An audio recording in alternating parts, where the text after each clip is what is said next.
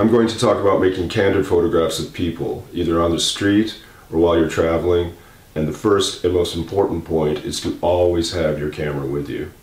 The best camera is the camera that you have in hand or in your bag, and that includes your phone camera. If a relatively big DSLR is inappropriate or it's going to attract too much attention on the street, then shooting with a relatively small compact camera can really make you less conspicuous.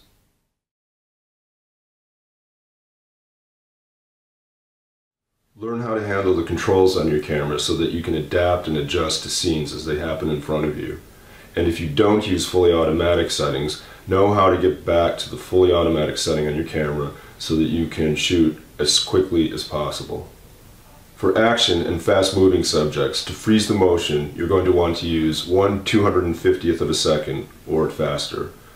In low light situations and shade, you may need to increase the ISO, the sensitivity of the camera, in order to get those relatively fast shutter speeds. Also, learn to use your telephoto lenses. These are the most demanding lenses that you have in your bag, and they do take practice. But that distance between you and the subject can be really valuable, especially if your presence is going to alter the scene or the action. This next point is really important. Shoot lots of frames. Don't just shoot one or two and move on to another subject. Shoot several if you have a chance to. When you get back to your computer and you're editing, you'll find that maybe somebody has blinked, or there's an awkward composition, something has come across the frame while you were shooting. Give yourself the best chance of success by shooting lots of frames.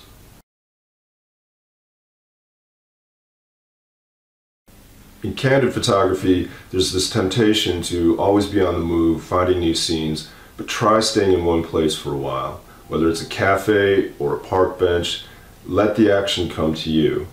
And people in the vicinity, once they see that you're going to be there for a while, they'll almost forget that you're there. You become part of the scenery. Try shooting without looking through the viewfinder. This lets you react intuitively and instantly to a situation and can be really useful in sensitive situations. And you'll need to practice shooting without the viewfinder. Getting the composition right is a matter of aiming as quickly and as accurately as possible. Experiment with all the different autofocus modes on your camera to know which ones are going to be best, shooting from the hip. If you have a flip-out LED screen on the back of your camera, try using that to get pictures of subjects that are not directly in front of you, and also to get pictures at tabletop height for a different angle.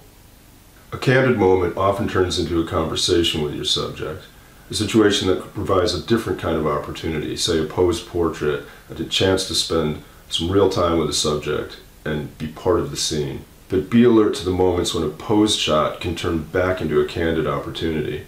The action after you take your posed portrait can reveal a candid moment that may express even more about your subject.